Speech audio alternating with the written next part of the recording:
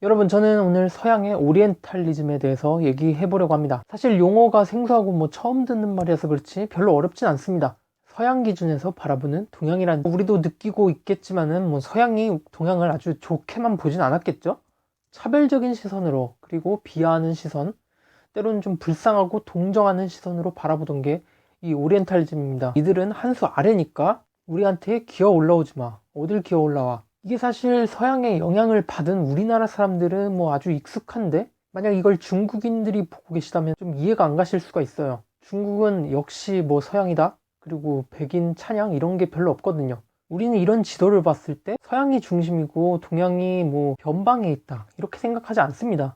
그냥 이거는 편하게 보려는 가치관의 차이일 뿐이지, 우리가 세상의 중심이기 때문에 이렇게 사용하진 않잖아요. 근데 서양은 정말 자기들이 중심이라고 생각한다니까요. 예를 들면 동양에서는 나는 자본주의, 그리고 너는 사회주의, 이런 식으로 서로를 객관화하고 상대방의 특징을 일단 좋든 싫든 인정은 합니다. 근데 서양은 어땠죠?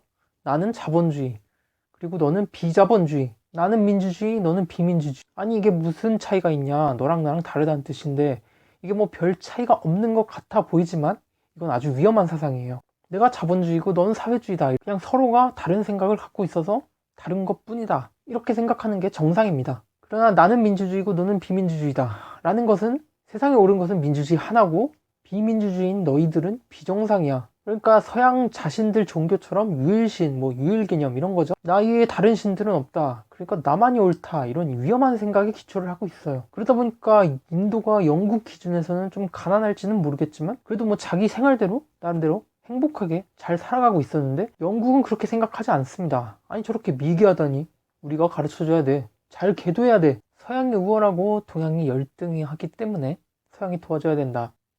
마치 타이타닉에서 희생했던 남자들처럼 말이죠. 서양은 절대 자기를 희생하지 않지만요, 이 논리는 과거 일본 제국도 사용했고, 이게 극단적으로 변하면 나치 혹은 원주민을 죽이면서 너는 열등하니까 네 인종들은 싹 다 죽어서 우리 인류의 미래를 위해서, 신대륙 개척자들이 원주민을 죽이면서 너희들은 도저히 기독교를 받아들일 정신이 없으니까 그냥 죽어서 천국으로 보내는 게, 이렇게 합리화하는 극단적인 수준으로까지 발전하게 됩니다. 이런 식민지 정당화론이 나오는 거죠. 우리도 조선이 좀 약하긴 했지만 서양에 의해서 그렇게 강제로 개화당하고 그럴 필요는 없었어요. 개화를 해도 우리가 하는 거지, 니들이 틀렸다고 말한다고 해서 우리가 틀렸습니까? 기계가 아니라 소달구지로 농사지면 틀린 거예요? 일단 동양이 서양보다 산업혁명을 기점으로 분명히 발전 속도는 차이가 났고, 서양 눈에는 분명히 그렇게 보일 수는 있어요. 근데 그냥 다른 것 뿐이지 우리가 비정상은 아니란 말입니다. 단지 그들 입장에서 생소한 문화였던 것을 비정상으로 취급했어요. 이 점은 식민지를 정당화하는 것뿐만 아니라 현대에도 영향을 끼쳐서 다른 체제를 공격하기도 합니다. 아니, 민주주의가 아니라 사회주의라고? 그럼 너랑 나는 다른 게 아니라 너는 비정상이야. 그래서 우리가 똑바로 가르쳐야겠다. 미국의 민주주의 배달 사상도 바로 여기에서 기초하고 있다고 생각합니다. 서양이 활발하다면 동양은 차분하다, 이게 아니라 동양은 비활발하다. 서양이 합리적이라면 동양은 비합리적이고요, 서양이 이성적이라면 동양은 비이성적이라고 생각합니다. 물론 서양이 합리적인지 이성적인지 이런 것도 따로 근거도 없어요. 자기가 자기를 그렇게 생각하는 것 뿐이죠. 그런 수많은 차별적인 가치관이 있겠지만, 저는 그 가치관 중에서 서양은 남성적, 그리고 동양은 여성적이라는 그 관점에 좀 집중을 해보고 싶습니다. 그래서 오늘 얘기할 내용이 이건데요, 이런 서양의 나만 옳고 너는 틀리다는 이 오만한 가치관이 당시에 레이디 퍼스트 이런 기사도 정신과 맞물려서 남자가 여자를 가이드하는 것처럼 우리 서양이 동양을 가이드해야 돼. 그럼 우린 남자고 저 동양은 여자네, 이런 가치관으로까지 퍼져나갑니다. 산업혁명 훨씬 이전부터 그렇게 생각했던 것 같긴 해요. 그러니까 중동이라는 말인데, 이것도 굉장히 생각해보면 서양 중심의 단어 같아서, 당시의 동양 여성은 아시아 쪽까지는 가지 않고 그냥 아랍권 지방에, 그러니까 그때 그림들을 보면 여성들이 하나같이 전부 남자를 원하고 감정적이고 수동적이고 이런 이미지가 있어요. 그러니까 여성들이 이런 부분이 아예 없다는 건 아니지만 이런 걸로 고착화를 시키는 겁니다. 여성들도 남성을 고를 때는 합리적이고, 엄마가 돼서 가정의 주인이 된 다음부터는 적극적입니다. 이런 양면성이 존재하는 건데, 이렇게 나쁜 이미지로 여성을 대표시키는 거죠. 대표적인 오리엔탈리즘 영화 중에 게이샤의 추억이라는 게 있는데요, 이게 아주 이상한 영화입니다. 중국인이 일본인 기생으로 출연해서 영어를 쓰고 있어요. 그 영화로 서양이 보는 동양의 이미지가 이렇습니다. 여성적이고 수동적이며, 이렇게 돋보이지도 않는 그냥 서양인 내가 동양을 이렇게 표현하고 싶고 이런 식으로 고정관념을 만들고 싶다 이겁니다. 현실과 다르든 말든 상관이 없어요. 고증은 개나 져버리고 말이에요. 백인들은 이 영화 속에서도 항상 선의 편에서 지구를 지켜왔습니다. 할리우드 영화의 영웅들은 대부분 백인과 서양인들이었고요. 동양인은 뭐 옛날 첩보 영화 같은 데서는 그냥 아예 악의 축으로 스파이더맨 같은 경우처럼 겨우 옆에서 도와주는 조력자 정도로 올라온 상황입니다. 뭐 표현의 자유는 인정을 해야겠지만 이게 할리우드가 전 세계적으로 흥행을 하긴 해도 이거는 엄연히 미국산 영화이고 미국의 가치관이 들어가요. 그들의 가치관은 그 과거에서 전혀 변하지 않았습니다. 남성적인 서양인, 여성적인 동양, 뭐 동양이라고 말은 했지만 비서양이라는 말이죠. 러시아뿐만 아니라 중남미를 포함해서 모든 곳이 다 동양이라고 생각했던 것은 아메리카의 원주민들 이름을 인디언이라고 붙인 것만 봐도 알 수가 있습니다. 당시에는 아메리카마저 동양으로 생각했겠죠. 사실 이 프로파간다가 선전이 제대로 먹힌 게 우리나라는 일단 미국은 아닙니다. 그러니까 친미긴 하지만 미국이 아니에요. 그런데 백인이 전 세계를 지킨다는 이 표현의 자유를 반대로 사용했을 때 이 반응이 굉장히 재밌습니다. 재작년이던가 유랑지구라는 중국 영화가 나왔어요.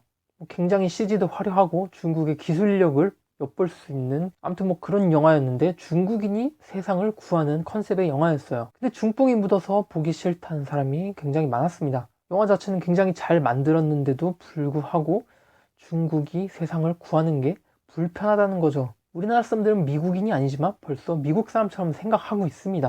우리나라 사람들은 동양이지만 맞아, 서양인보다 동양인은 열등하다는 생각을 가지고 있습니다. 솔직히 뭐 한국이나 일본 빼고 뭐 동양에서 아시아를 생각하면 상식적으로 남는 게 중국인데 이제 중국마저 세상을 구할 수 없다면 이제 동양은 세상을 구할 수 없다는 거예요.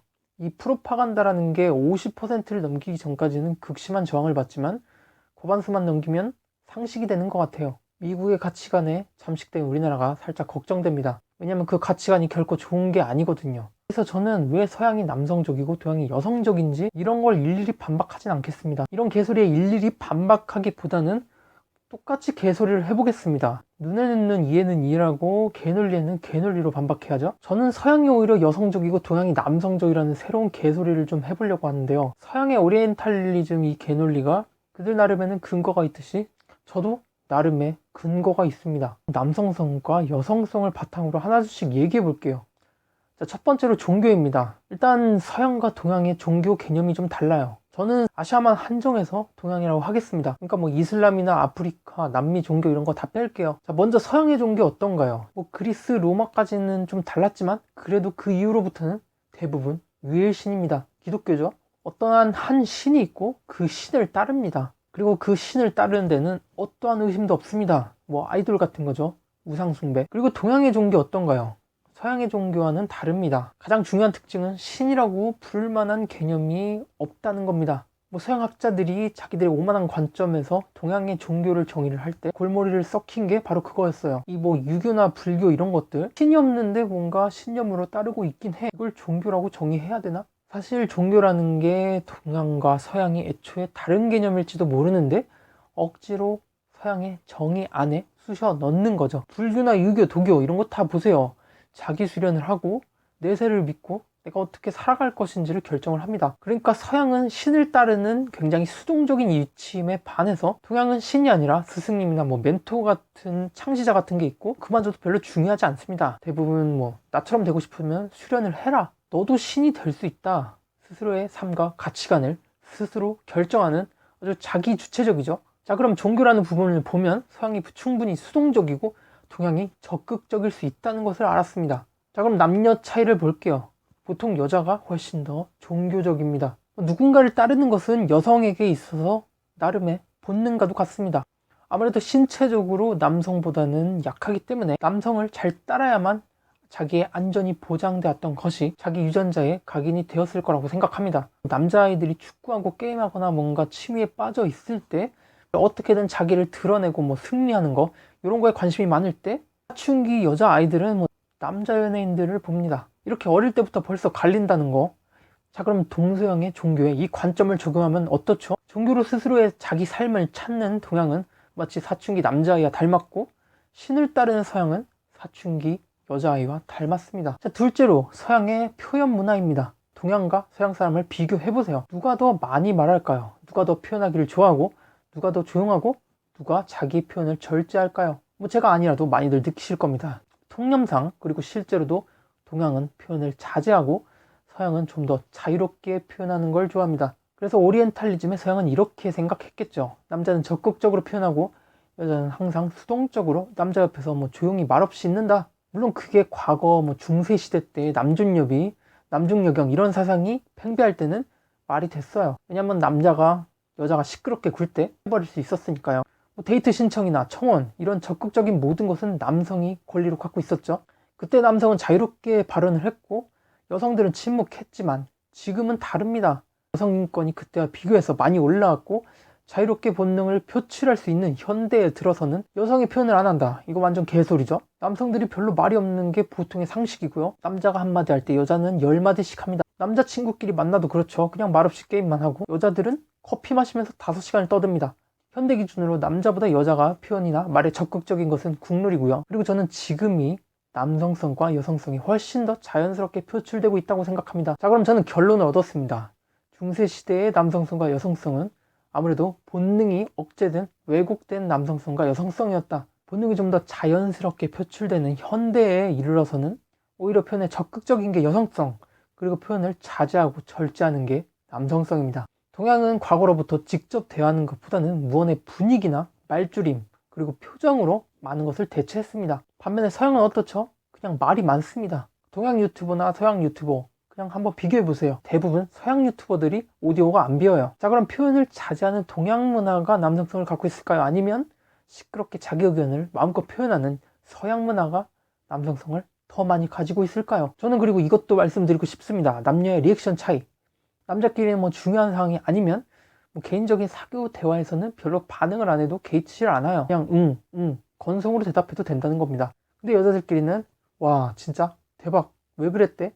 이런 식으로 다음 대화를 이어나갈 수 있는 이 기능적 단어, 그리고 내가 너랑 똑같이 느낀다고 하는 이런 반응을 해줘야 돼요. 안 그러면 사이가 갈라지기 쉽죠. 여친한테 반응 제대로 안 해가지고 혼나신 남친분들 굉장히 많으실 거예요. 그리고 동양보다 서양이 그런 반응형으로 이끌어 나가는 대화 패턴이 더 많습니다. 뭐 예를 들면 뭐 cool, nice. 근데 동양은 어떻죠? 그래요. 그렇죠. so this. 그냥 단답형에 커트론 보면 대화를 별로 이어나가고 싶어 하지도 않는 것 같아요. 뭐 저도 포함해서 동양 사람들이 영어를 배우면 좀 막히는 부분이 있습니다. 그냥 이 동양의 언어 사고방식에서는 그래요, 맞아요, 단순하게 대답하면 되는데 서양에서는 it is, it was 이렇게 대답하는 대화 패턴이 그렇게 많지가 않거든요. 더 많이 감정을 표현하고 그것에 대해 설명하려고 하고 반응해야 되는데 동양은 그냥 언어 패턴이 그게 안 돼요. 저는 이런 표현 방법도 동양은 표현을 자제하는 남성성 문화, 그리고 서양은 자유로운 표현과 반응을 중시하는 여성성 문화의 일부라고 생각합니다. 뭐 오리엔탈리즘이 옛날 개념인데 왜 옛날 사람 두들겨 패냐? 근데 아직도 우리를 잠식하고 있는 더러운 가치관이기 때문이에요. 또 하나 동양의 이모티콘과 서양의 이모티콘도 말씀드리고 싶은데 동양 이모티콘은 보통 눈으로 표현합니다. 서양은 입으로 표현하고요. 자, 그럼 동양은 눈을 보고 서양은 입을 본다는 증거예요. 자, 그리고 이런 연구가 있죠. 눈이 웃지 않으면 거짓 웃음이라고. 동양은 눈을 봅니다. 진짜 웃는 것인지 가짜로 웃는 것인지 그 진심을 보죠. 그리고 서양은 입을 봅니다. 눈이 웃든지 말든지 내 앞에서 미소를 보여라. 뭐 이런 게 생각나요. 그 여자들끼리 빙샹 화법이라고 이렇게 빙그레 웃으면서 욕하는, 남자들끼리는 가짜 웃음이 솔직히 통하지 않아요. 남자들끼리 뭐 빙샹 화법으로 웃으면서 욕하면 아무리 머리가 안 좋아도 자기 욕하는 건 다 눈치챕니다. 그 웃는 것보다도 진심을 알아채고 야, 너 욕했냐? 이런 반응이 나타날 거예요. 그러니까 남자에게 가짜 웃음은 먹히지 않습니다. 표정 풀어라. 싫으면 싫다고 말해. 이렇게 말하겠죠. 근데 여자들은 그런 가짜 웃음을 보여주면 일단은 웃음으로 무마하면서 집에 와서 욕을 하겠죠. 전 서양이 입을 집중으로 보는 걸 보고 이렇게 생각을 했습니다. 눈이 웃고 있지 않으니까 가짜로 웃는 것과 다름없는 건데 가짜로 웃어도 상관없으니까 내 앞에서는 입 벌려서 웃어라. 근데 동양에서 눈을 본다는 것은 진심으로 웃어야 된다는 걸 의미합니다. 남자들이 그 미소나 목소리보다는 진의를 먼저 파악하는 것처럼 입웃음으로 충분한 서양과 진짜 진심이 들어간 눈 웃음만 미소로 인정하는 동양. 뭐 눈 찍고 이러기 전에 누가 더 남성적이고 여성적인 건지 오늘은 좀 진지하게 선 좀 넘깁니다. 거짓말 방법에서도 또 그렇게 느끼는데요. 그러니까 사람들은 의도적으로 상대방을 속이기 위한 거짓말과 그냥 의도가 없는데도 자연스럽게 하는 거짓말이 있어요. 근데 남자들은 그 의도가 없는 자연스러운 거짓말이 주로 자기를 과장하는 데서, 그리고 여자들은 주로 대화를 위해서 의도적이지 않은, 상대를 속이고 싶지 않은 그런 거짓말을 한다고 합니다. 그러니까 남자들 거짓말은 뭐 남자끼리 게임 하다가 왜 이렇게 못하냐, 내가 하면 이긴다, 근데 시켜보면 무조건 지죠. 허풍이자 일종의 거짓말입니다. 그리고 뭐 내가 한 달에 500만 원씩 벌었어, 사실은 진짜 한 달만 그렇게 번 건데 그렇게 정점 찍은 거를 매달 번 것처럼 과장하거나, 주로 이렇게 자기 능력을 과시하는 거짓말. 그리고 여자들은 주로 뭐 이거 영화 봤어? 이거 진짜 재밌던데, 이렇게 화제가 나오면 아예 보지도 않았는데 봤어, 진짜 재밌더라, 이런 식으로 말하든지, 아니면은 진짜 재미가 없었는데 진짜 재밌더라, 이렇게 대화의 흐름을 끊지 않기 위해서 한다고 합니다. 자, 그럼 동서양의 거짓말을 한번 보죠. 동양의 거짓말 어떻습니까? 남녀 관계없이 학력이죠. 여자는 포토샵으로 자기 얼굴 수정, 여성들의 포토샵 뭐 이런 거 다 경쟁과 과시 아닙니까? 전부 다 자기를 과시하기 위한 패턴입니다. 근데 서양은 그런 뭐 자기 얼굴 수정하는 그런 포토샵이 그렇게 흔하지가 않아요. 뭐 이력서 위조하는 거, 그거는 거의 불가능하고요. 그러니까 서양이 이런 식의 거짓말을 아예 안 한다는 건 아닌데 웬만하면 이런 거짓말을 안 하려고 노력합니다. 근데 동양은 나중에 뭐 논문 검사하면 발각되고 이렇게 드러날 위험성까지 감수하면서도 거짓말을 합니다. 그러니까 동양은, 심지어 동양 여자들조차도 서양의 여성들보다 남성적일 수 있다고 말씀드리는 거예요. 이것은 남성성이 더 자극되는 사회이기 때문이라고 생각해요. 바로 동양이 말입니다. 그리고 이 서양과 동양의 세계 질서에서도 남성성과 여성성을 찾아볼 수 있습니다. 저는 남성 사이에서는 분명히 뭐 서열이나 위계 질서 이런 게 존재하고요. 그리고 여성끼리는 평등과 견제가 존재한다고 보는 입장이에요. 남자끼리는 누가 1등이고 누가 꼴등이냐, 누가 힘이 약하고 누가 세냐 명확히 하는 걸 굉장히 중요시합니다. 그러나 여자들 사회에서는 누구나 평등하고 너나 나나 똑같으며 누군가 특출난 여자는 없습니다. 자, 그럼 동서양의 질서를 보죠. 동양 어떻습니까? 중국을 중심으로 완벽한 위계 질서가 있었습니다. 중국이 가장 큰 형님, 그리고 뭐 조선이나 그 주변에 좀 큰 나라들이 둘째 계급, 그 다음에 뭐 오랑캐로 취급당했던 나라들이나 엄청나게 작은 나라들, 뭐 오키나와 같은 이런 나라들은 조선도 형님으로 모시거나 이런 서열 질서가 있었습니다. 뭐 1등이냐 10등이냐 줄 세워가지고 대학교 서열을 나누고, 바로 이 동양에서 주로 나오는 특징입니다. 반면에 서양은 어떻습니까? 뭐 교황 같은 절대적인 존재는 있었지만 원칙적으로 모든 국가들은 평등했습니다. 네가 잘났냐 내가 잘났냐 서로를 절대 인정하지 못하죠. 프랑스랑 영국이 뭐 한쪽을 형님으로 모시거나 그랬을까요? 일본은 뭐 과거에 백제도 형님으로 모셨던 과거가 있는, 동양에 비해서 서양은 굉장히 평등한 편입니다. 마치 그러니까 여자들의 사회를 보는 듯하죠. 자, 이런 계급 질서가 있는 동양과 원칙적으로 모든 국가는 평등하고 동등한 위치에서 협상하고자 했던, 잘난 놈은 없고 똑같다는 서양, 이게 뭐가 좋냐 나쁘냐를 떠나서 동양이 훨씬 더 남성적이지 않습니까? 서양은 여성적이에요. 누구를 형님으로 모신다 이런 거는 그쪽 가치관에서 말도 안 돼요. 한중일, 이 동양이 특히나 다른 나라의 반응을 듣는 걸 굉장히 좋아하는데요. 근데 그게 설령 나쁜 말이라도 불구하고 자기를 객관적으로 좋은 반응이든 나쁜 듣고 싶어 합니다. 평가를 받고 싶어 하는 거, 남자는 좋은 평가 나쁜 평가 포함해서 평판 자체를 중요시하는 반면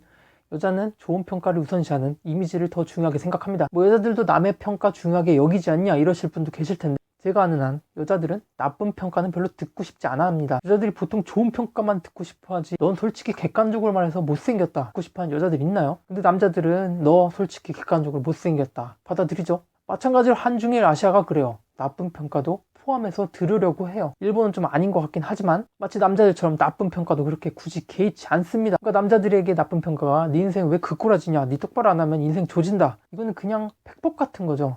날 나쁘게 말하는 게 아니라 한중일 이미지보다는 평판을 더 중요하게 생각합니다. 무조건 자기 나라를 좋게 포장하기보다는 한국에 인종차별이 있다 이렇게 나쁘게 평가당하면 이게 굳이 서양보다 심하지 않은데도 불구하고 부끄럽다, 고쳐야 된다, 이런 식이 있어요. 그래서 우리는 항상 서양을 보고 배워야 된다. 근데 서양은 자기들 인종차별 심하다고 하면 불법 체류가 어쩌니 하면서 어떻게든 변명하고 합리화합니다. 우리가 가끔씩 이 미디어에서 보는 인종차별 고쳐야 된다고 말하는 사람들은 정말 극히 일부예요. 왜냐면 그 사람들이 대다수였다면 이번 코로나 때 그런 인종차별이 그렇게 많이 발생할 수가 없었기 때문이죠. 이 경쟁에 대해서도 좀 말씀드리고 싶은데, 동양과 서양은 게임 패턴도 달라요. 동양은 항상 멀티플레이, 그러니까 상대방을 싸워서 이겨야 되고, 그냥 싱글플레이는 대충 게임 클리어하고 바로 멀티플레이로 넘어가요. 근데 서양은 싱글플레이 없는 게임은 게임으로 취급도 안 하는 사람이 있을 정도로 혼자서 느긋하게 즐기는 취향이 있습니다. 아시아 쪽, 특히 그러니까 중화 문화에 영향받은 쪽은 키 경쟁을 좋아합니다. 싸워서 이기고 싶어 해요. 그래서 아시아권이 게임을 정말 잘하죠. 자, 그럼 남자와 여자로 생각해 볼까요? 승부나 경쟁을 훨씬 좋아하는 건 누구죠? 저는 게임 스타일만 봐도 훨씬 동양이 남성스러운 문화를 가지고 있다고 생각합니다. 그리고 남성은 사냥, 그리고 여성집을 하며 살아왔다고 하죠. 남성은 한 가지 목표에 집중하고, 남자는 한 곳만 점 찍어가지고 거기만 다른 루트, 다른 길, 다른 가게 거들떠도 안 봐요. 근데 여성은 쇼핑할 때 그냥 아무데나 가서 다 구경합니다. 그래서 저는 이거를 식민지의 확장 방식에서도 이런 차이를 느꼈습니다. 대부분의 영역 확장은 보통은 자기 지역에서, 그러니까 처음에 작은 도시에서 시작해가지고 영토가 점점 원 형태로 넓어지죠. 그러나 서양은 어떻죠? 자기 지역에서 점점 원 형태가 넓어지는 게 아니라 지구상 온 동네를 깃발부터 꽂죠. 만약 남자가 사냥을 그렇게 했다면 어떻게 되었을까요? 안전한 곳인지도 모르는데 무작정 멀리 간다? 위험한 동물이 어디에 숨어 있을지도 모르니까 말도 안 되겠죠. 현대전 영화 같은 데서 보면은 2층 이상무 사인이 떠야 된다는 말입니다. 1층이 정리가 안 되는데 2층에 올라갔다가 1층에 있는 적에게 매복당할 수가 있어요. 그러니까 남자는 천천히 안전하다고 생각되는 영역을 점차 늘려갑니다. 이 몽골 민족이 뻗어나간 이 영역처럼 말이에요. 뭐 로마도 그랬고요. 그러나 여자는 다르죠. 그냥 이 나무 저 나무 아무데나 랜덤으로 심어져 있는 나무 그냥 열매 아무거나 따면 됩니다. 그냥 위치는 어디에 있든지 상관이 없어요. 저는 이 식민지 확장 패턴에서 여자가 채집을 하는 성수성을 식민지 제국주의자들에게 느꼈습니다. 서양이 그러니까 로마 이후로 좀 기독교를 받아들인 다음에 좀 달라진 게 있는 것 같아요. 일단 제가 먼저 제일 의문을 느낀 게 자기 가까운 나라를 먼저 점령을 해야지 이 나중에 통제하기도 좋은데 왜 영국은 저기에 바다 건너 인도를 무슨 수로 관리하려고? 아니 홍콩은 또 어떻고요? 결국 식민지는 실패로 끝났죠. 아시아의 유일한 제국주의자 일본도 조선, 대만을 시작으로 점차 동남아로 늘려갔지 무슨 조선도 정리 안 됐는데 막 아프리카 점령하라고 하고 그러진 않았거든요. 그러니까 안전한 구역에서 점차 영역을 넓히는 남성과 아무 때나 그냥 무차별적으로 일정한 순서 없이 접근한 여성, 물론 뭐 안전한 구역으로 인식을 했기 때문에 그랬겠지만 또 하나 동양은 집단주의고 여자들이 사회적이고 하니까 동양은 여성적이다. 그리고 서양은 개인주의고 잘 안 뭉치고 하니까 남성적이다. 뭐 서양인 남자들이 여자들 3, 4, 5 모일 때 남자들은 혼자 다니는 것만 보고 그렇게 착각하는 것 같은데 사실 사냥이나 뭐 공동의 목표를 위해서는 여자들보다 남자들이 훨씬 더 집단적으로 단합이 잘 되는 경우가 많고요. 여자 군대보다 남자 군대가 훨씬 더 효율이 좋은 걸 보면 알 수가 있죠. 여자들이 집단주의라고 하면 왜 군대는 양성을 못할까요? 여자들끼리는 3명만 있어도 파벌이 갈라진다는 상황에 따라서는 아무리 공동의 목표가 주어져도 잘 뭉쳐지지 않을 때가 있어요. 이렇게 이합 집산을 하는 경우가 꽤 많은데 유럽의 같은 민족과 같은 언어를 쓰지 다른 국가로 존재하는 수많은 국가들 그리고 단일 민족, 단일 국가 이런 걸 중시하는 동양의 국가 가치관 사실 이거 동양 관점에서 같은 민족인데 왜 따로 살지? 중국도 양안 통일하고 싶어하고 우리도 남북 통일을 원하고 근데 저쪽은 저렇게 생각하지 않죠? 생각이 다르면 민족이 같아도 남과 북으로 따로 살아도 상관없는 거 아니야? 왜 서로를 국가로 인정을 안 하지? 오히려 우리를 이상하게 생각합니다. 야, 니들이 그렇게 서로를 싫어하면 갈라져서 그냥 살아. 이런 가치관이 있기 때문에 우리를 남과 북으로 가르는데 어떤 죄책감도 없었던 것 같아요. 소련과 미국 말이죠. 아마 이런 게 여성성에서 나왔을지도 모르겠다고 생각합니다. 뭐 이게 좋기만 하거나 나쁘거나 뭐 이런 걸 얘기하는 건 아닙니다. 남자들이 공동의 목표를 위해서 회사를 위해서 가족을 버린다거나 손해보는 희생을 하는 경우도 꽤 있어요. 그러니까 상황에 따라서 마음에 안 들면 빨리빨리 손절하고 뭐 갈라지는 게 파벌을 나누는 게 어쩌면 이악 물고 버티는 것보다 나을 수도 있어요. 근데 과연 집단주의 성향이 있다고 해서 여성적이냐? 그거에 대해 저는 동의하지 않습니다. 좀 개소리가 많았는데 이게 서양의 오리엔탈리즘 같은 개소리가 없었으면 애초에 이런 거 얘기할 필요도 없습니다.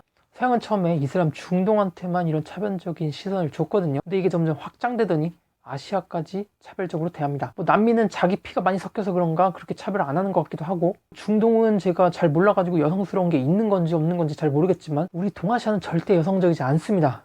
오히려 서구권보다 더 상남자스러운 부분이 더 많다고 생각해요.